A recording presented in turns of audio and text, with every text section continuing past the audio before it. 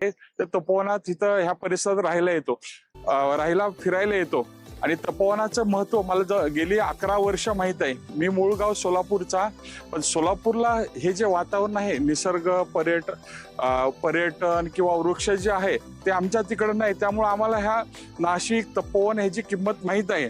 पण हे जे आपले पालकमंत्री आहेत, जे कुऱ्हाड मंत्री किंवा पिस्तूल मंत्री म्हणतो आपण, त्यांनी जो शोध लावला आहे की 12 वर्षाच्या अगोदरची झाडं तोडणे, हे तोडणे, मी तर म्हणतोय झाडाला हा हात लावलाच नाही पाहिजे।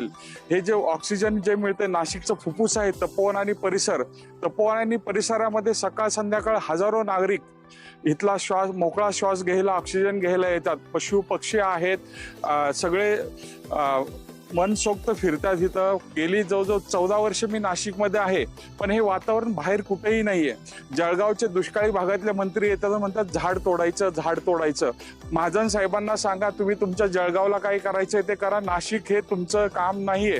नाशिकचे लोक आम्ही आमचं बघून घेऊ, धर्माच्या नावाखाली काही करू नका। आम्ही सकाळ संध्याकाळ पूजा करतोय, धर्माच्या नावावर लोकांना बदनाम करू नका। धर्म हे सांगत नाही आम्हाला। बोकडण हे ते जे मंत्रिमंडळातले जे त्यांचे सहकारी बोलतात ना, लोकांचे तद्दन फसवणूक करतात।